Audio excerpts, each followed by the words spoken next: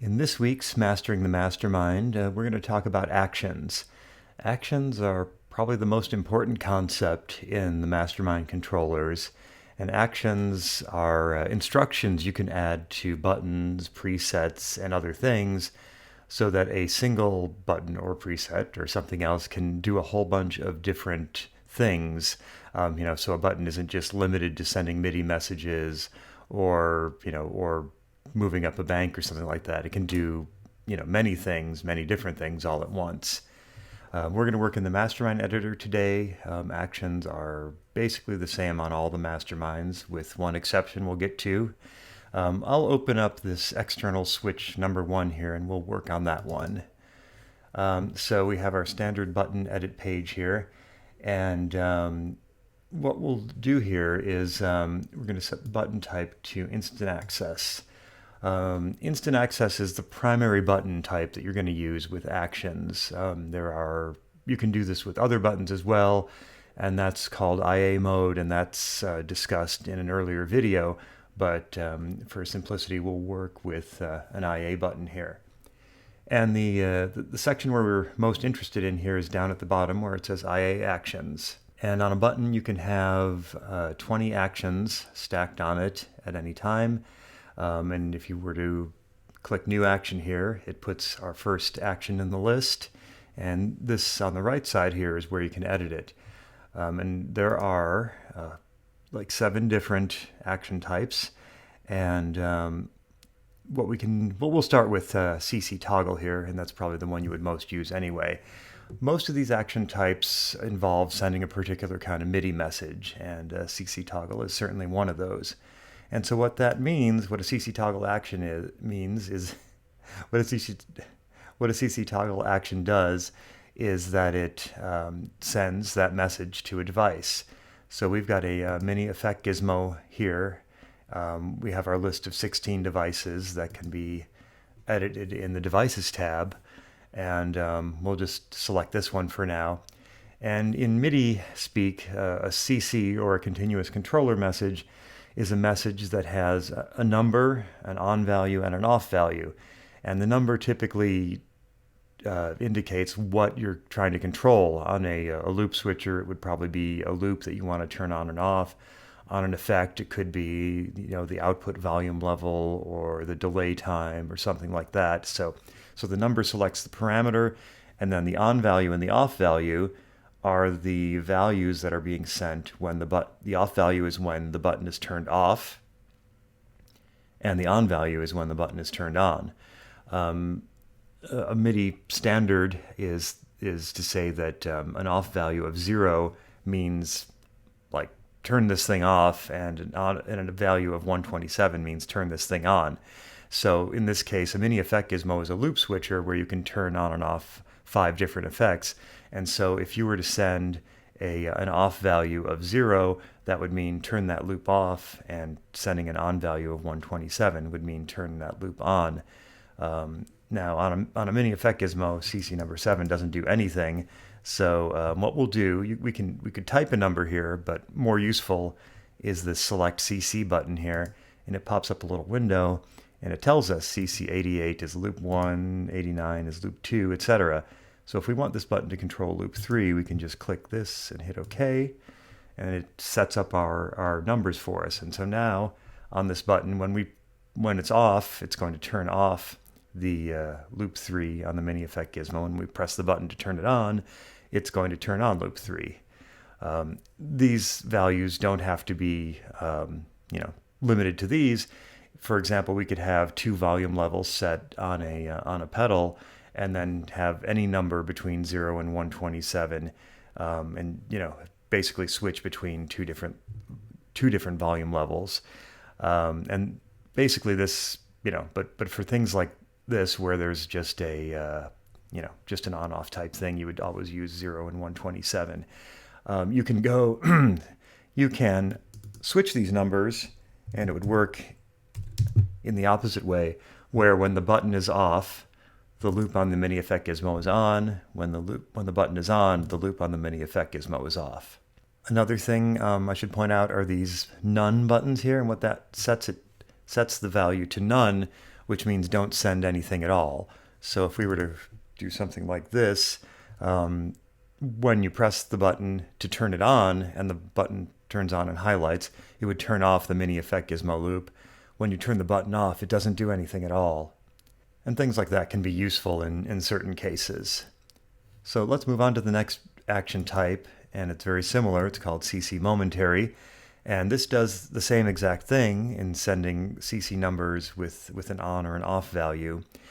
Instead of the button sending a message when it's pressed once and then sending a message when it's pressed again, what it does is when the button is pressed, it sends the on value, and then when the button is released, it sends the off value.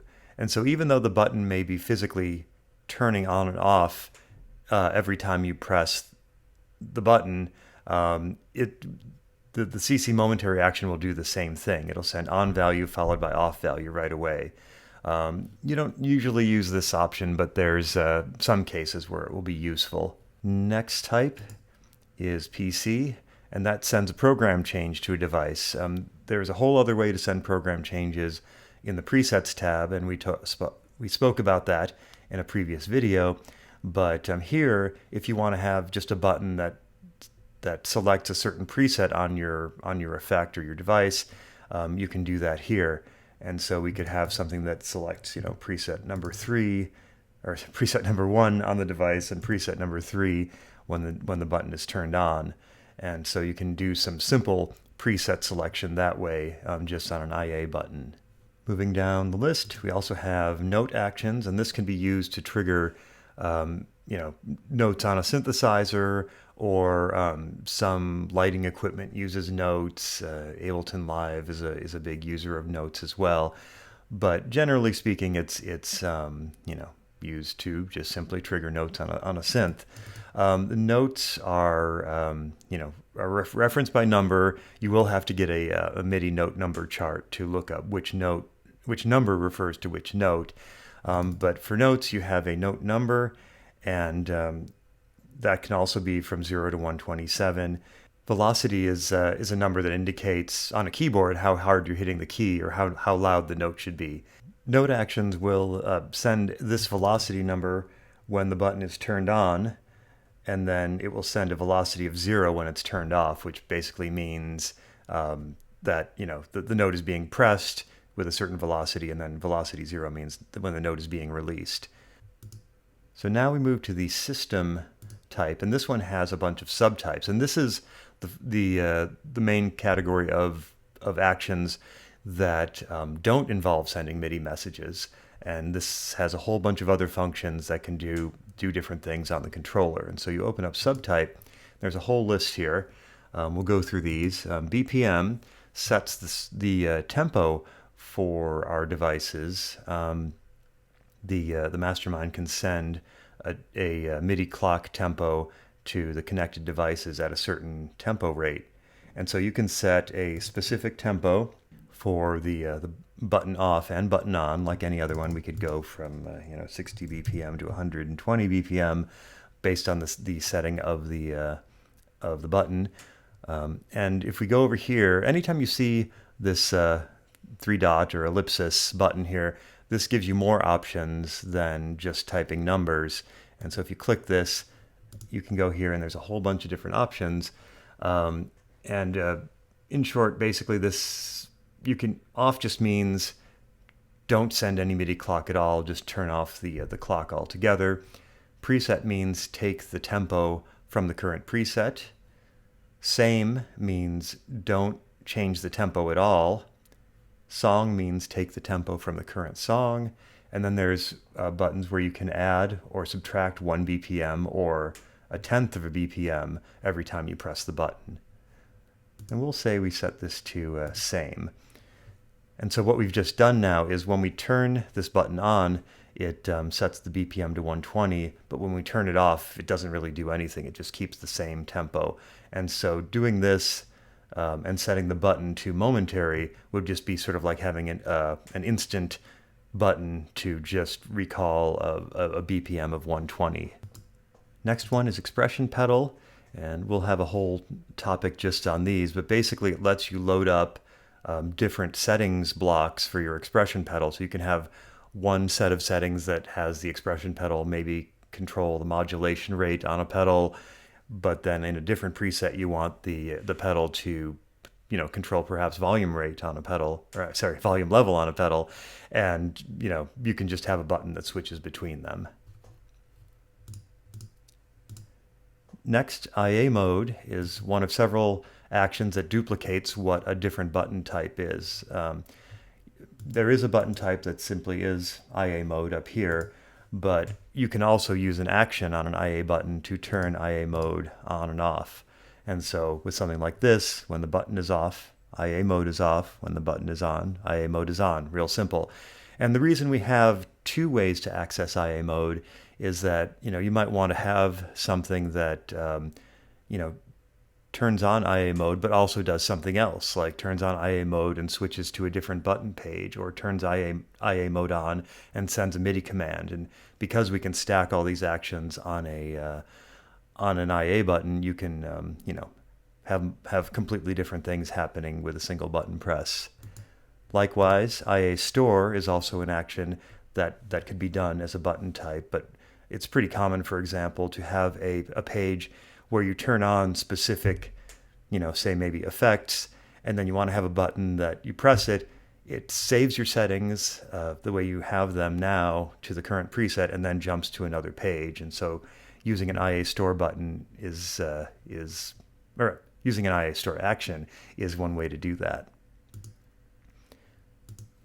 Macros, another completely separate topic we'll address, but basically macros are separate lists of actions. And so you may have an action list for this button, but you can also have a completely separate list. Say you need a sequence of commands that needs to be sent to your DAW software to start playback or something.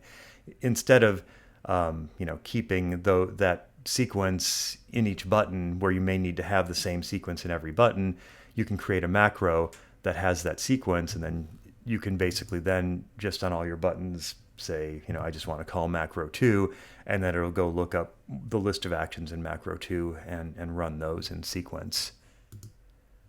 Page action is another one that works like a button.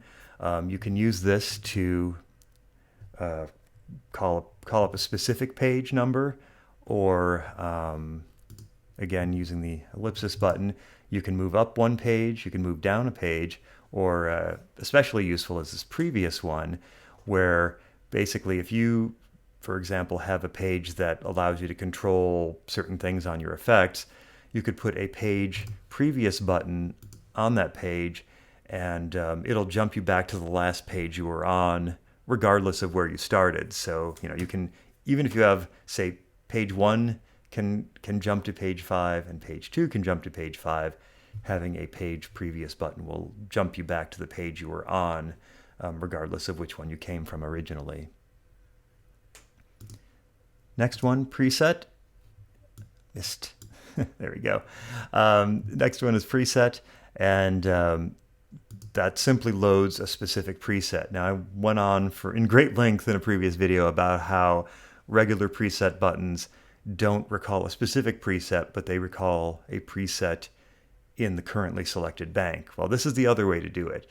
If you just want to have a button that calls it preset 10 and doesn't pay attention to bank, doesn't do anything, it just has you just want to press the button and go to a particular preset, this is how you do it. And so create an IA button, set subtype to preset, and preset number, and this button, when we press it, will go to preset number 10. It has options as well. You can move down or up one preset. It has a previous, just like we had on the page button, where it'll just go to the last selected preset. You can go to the global preset, which we'll get to at some point. Like the BPM action, there's a same button, which means don't do anything. And then alternate preset, which another future topic. Okay, system step is only used for IA cycle buttons. We'll talk about that later. Tuner. The masterminds, some masterminds, the Mastermind PBCs actually have a built-in tuner, and putting this action on a button will allow you to activate that, and it'll change the main display to look like a tuner display, and it'll start the tuning process. Other masterminds like the LTs and the GTs don't have a built-in tuner, but if you connect it to something that sends tuner data over MIDI, like the Axifex or the Kemper Profiler, that in conjunction with the other device will allow you to display the tuner on the Mastermind screen. Okay, set IA is a really powerful command, and what that lets you do is have one IA button control other IA buttons. Each IA button has an ID number, and if it's not set to 0, like say we have our IA buttons set with different IDs. If we did set IA 1 and then did something like this, what this means is that when we press this button, it's going to look for all of the IA buttons that have an IA ID of 1, and if this button is being turned on, it is going to also turn on every button that has IA ID 1, and when we turn this button off, it will turn off every button that has IA ID of 1. We'll probably do a whole example video on things you can do with this, but it's you can do some pretty crazy stuff where you can have buttons interacting with each other, and so pressing one will turn other ones on and off, and it's kind of like button grouping that we talked about last time, but much more complicated and much more powerful. Now we have set list and song actions, and these allow you to select specific, set lists and songs. This is something we'll talk about later, but songs are basically user programmable banks or groups of presets, and then set lists are user programmable groups of songs. And so you can arrange your presets for the presets you would use for a particular song, and then arrange your songs into set lists for different performances. And so this will, there are other ways to get at them, but this, like we have a preset action, these will allow you to load specific set lists and specific songs just with a button press. All right, so that covers the system actions. And now we go to Sysex, and Sysex allows you to send system exclusive MIDI messages, which are pretty geeky, low-level MIDI details, and so we're not going to deal with those right now. But like macros, there is a list of Sysex messages you can define and then send, and then this action is how you would send one of those messages. Certain MIDI devices require specialized MIDI messages that aren't normal PC or CC messages, and so this is the way you can get at pretty much any type of MIDI message and send them to your devices. And last but certainly not least is audio, and this one only appears in the Mastermind PBCs because they're the only ones that have audio hardware in them. But this allows you to control your buffers, function switches, inputs, inserts, basically all these different features in your device, like of course most commonly loops. And so we can make a button that controls loop number 6, and when the button is off, it turns loop 6 off, and when the button is on, it turns loop 6 on. There's also a none option as well, so you could have a button that only turns the loop on and never turns it off, which is again a sort of a special case situation. And so you would use these to control your loops and all that. And if you take a look at the factory configuration, that's exactly what you see here. We've got a loop 5 button, and so sure enough, there's an audio loop 5 action there. And if we go to the next page, we've got buffer 1, it's got a buffer 1 action. So this is how you do that. And so we can do things like, let's say we want a button that just say turns off all our loops. We can do audio loop 1, and when we turn this button on, it turns loop 1 off. We can do the same and do the same for loop 2. Off value is none. On value is off. And I'm not going to do all these because it'll take a while, but you could stack all 6 loops here, and when we press this button, all the loops are going to turn off as you'd expect. I should point out to do something like this where you want it to do just one thing when you press it and not change to an on or an off state. We would want momentary on, because it's like just a trigger. It's like it's not like a loop button where you press it once and loop is on, press it once, loop is off. It's just a sort of a one-shot kind of deal. So we turn on momentary. So we press the button, it turns all the loops off. We release the button, and it will do whatever the off value says, but the off value is none, so it doesn't actually do anything when we release the button. And in cases like this as well, we would also probably want to turn off these other options.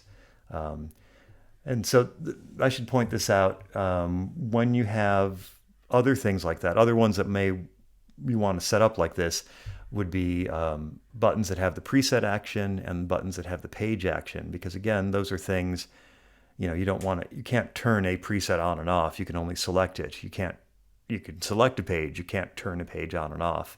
And so again, you probably want to set momentary on and all the other checkboxes off to work properly with those. And we could even add one of those actions here too. So now we have I'm not sure why we would do this, but we could, where we now have a button where we press it, loops 1 and 2 turn off, and then it jumps to page 1. And so that's the kind of advanced things you can do with actions. So that's a basic overview of actions. We'll get into more of these in detail later, but hopefully this gets you started. And that's all there is for this week. Please like and subscribe. And if you have any suggestions or questions, please post them in the comments. Thanks.